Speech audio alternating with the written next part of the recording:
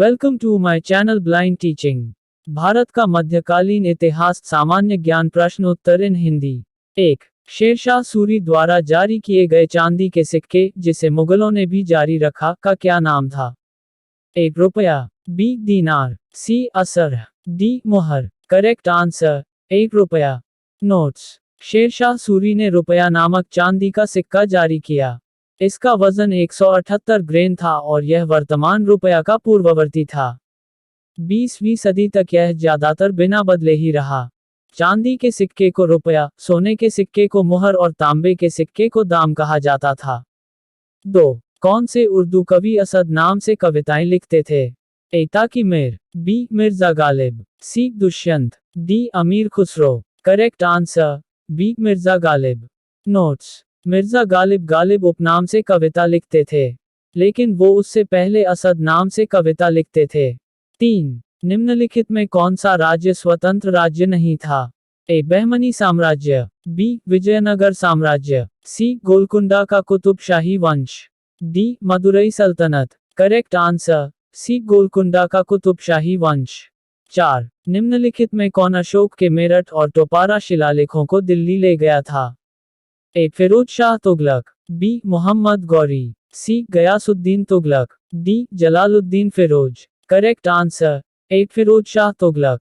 Notes. Firoz Shah Tughlaq Delhi सल्तनत के तुगलक वंश का राजा था, जिसने 1351 से 1388 तक राज्य किया।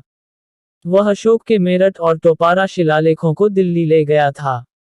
5. निम्नलिखित में पारसी गणितज्ञ और प्रसिद्ध रब्बायत का रचयिता कौन था?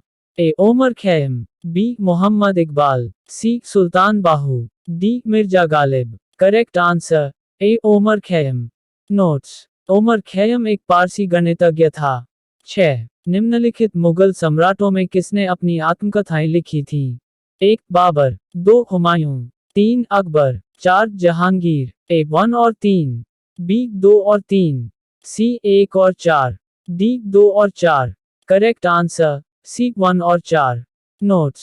बाबर ने अपनी आत्मकथा बाबरनामा, जबकि जहांगीर ने अपनी आत्मकथा तुजुक-ए जहांगीरी लिखी। 7. वेदों के पाठक सायन किस राज्य में थे? ए विजयनगर साम्राज्य, बी मुगल साम्राज्य, सी पांड्य साम्राज्य, डी मराठा साम्राज्य। करेक्ट आंसर बी मुगल साम्राज्य। 8. अली गौहर किस मुगल राजा को कहा जाता था? ए बहादुर शाह जफर, बी फर्रुखसिया, सी शाह आलम द्वितीय, डी इनमें से कोई नहीं। करेक्ट आंसर सी शाह आलम द्वितीय। नोट्स। अली गौहर शाह आलम द्वितीय को कहा जाता था। 9. हरियाणा के हिसार में गुजरी महल किसने बनवाया? A Firoz Shah Tughlaq, B Mohammad bin Tughlaq, C Alauddin Khilji, D इनमें से कोई नहीं। Correct answer A Firoz Shah Tughlaq. Notes. Gujari Mahal Haryana के हिसार में है, जो फिरोज शाह तुगलक ने अपनी प्रेमिका के लिए बनवाया। 10. सत्यपीर नामक देवता की पूजा किस वंश के राजाओं ने प्रारंभ की? ए लोधी वंश, बी हुसैन शाही वंश, सी सैयद वंश, डी इनमें से कोई नहीं। करेक्ट आंसर बी हुसैन शाही वंश। नोट्स। सत्यपीर की पूजा हुसैन शाही वंश ने प्रारंभ की। यह हिंदुओं के सत्यनारायण देव के समान थे। 11. मध्यकाल की एकमात्र मुस्लिम महिला सम्राट रजिया सुल्तान किसकी पुत्री थी? A Qutbuddin Aibak, B Iltutmish, C Nasiruddin, D Balban. Correct answer B Iltutmish. Notes. Iltutmish के सभी पुत्र योग्य थे, इसलिए उसने रजिया को अपना उत्तराधिकारी घोषित किया। रजिया एकमात्र मुस्लिम महिला सम्राट थी। वो पुरुष वेश धारण करती थी तथा हाथी पर युद्ध लड़ने जाती थी। 12. वसुचित्र की रचना किसने की? ए रामराज, बी चैतन्य महाप्रभु, सी विट्ठलनाथ, डी इनमें से कोई नहीं। 13. किसके शासन काल के बाद मुगल काल का पतन हो गया? A Jahangir, B Shahjahan, C Aurangzeb, D इनमें से कोई नहीं। Correct answer C Aurangzeb. Notes. Aurangzeb के शासन काल में मुगल काल का पतन हो गया। औरंगजेब की प्रशासकीय अव्यवस्था के कारण दक्षिण भारत की जनता एवं मुस्लिम रियासतों में भी असंतोष व्याप्त था।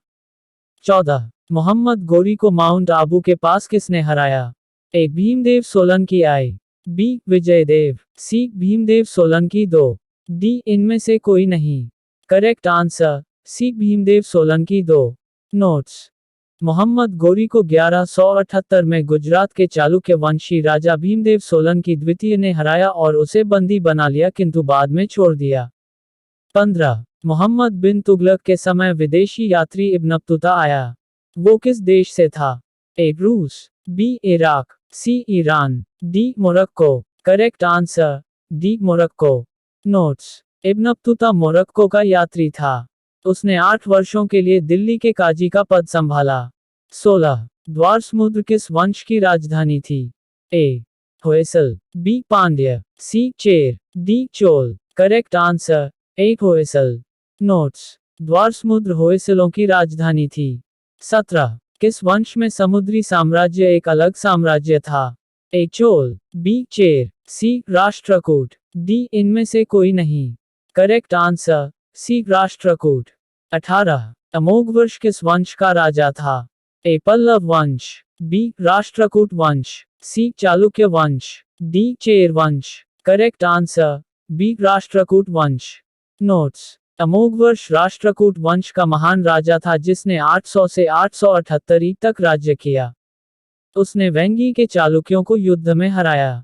19 पृथ्वीराज रासो की रचना किसने की? A Chandbardai, B Prithviraj Chauhan, C Kalhana, D Banabhatta. Correct answer A Chandbardai. Notes. Prithviraj Raso की रचना प्रसिद्ध कवि चंद्रबरदाई ने की। चंद्रबरदाई पृथ्वीराज रासो के दरबारी कवि थे। 20 अंग्रेजों के समय प्रयोग की जाने वाली रैयतवाड़ी व्यवस्था किसके द्वारा शुरू की गई? A Shershah Suri, B Akbar, C Aurangzeb, D Jahangir. Correct answer A Shershah Suri. Notes. Ryotwari व्यवस्था वास्तव में शेरशाह सूरी ने शुरू की। शेरशाह सूरी 1540 से 1545 तक सूरी वंश का राजा था। 21 राजा टोडरमल शुरुआत में किसके मंत्री थे? A Akbar, B Shershah Suri, C Jahangir, D Aurangzeb. Correct answer B Shershah Suri.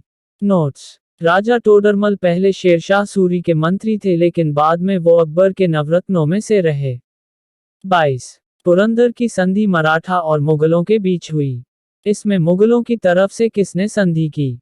एक जय सिंह प्रथम, बी जय सिंह द्वितीय, सी अमर सिंह, डी इनमें से कोई नहीं। करेक्ट आंसर एक जय सिंह प्रथम। नोट्स। पुरंदर की संधि 11 जून 1665 को हुई। यह मराठा और मुगलों के बीच हुई। इसमें मुगलों की तरफ से जय सिंह प्रथम थे। इसके बाद शिवाजी को अपने कई किले मुगलों को देने पड़े। 23 शिवाजी के राज्य में राज्य का संपूर्ण प्रशासन कौन देखता था?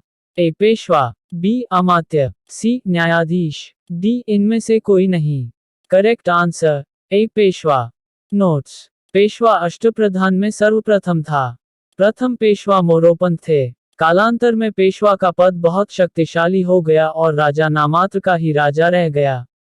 24 सूरसागर किसके समय लिखी गई? A Babur, B Akbar, C Humayun, D Aurangzeb. Correct answer B Akbar. Notes. Surdas ने सूरसागर की रचना अकबर के समय की। तुलसीदास ने रामचरितमानस की रचना भी उसी समय की। 25 तारीख-ए फिरोजशाही की रचना किसने की? ए ज़ियानुद्दीन बरनी, बी फिरोज शाह तुगलक, सी मोहम्मद बिन तुगलक, डी इनमें से कोई नहीं।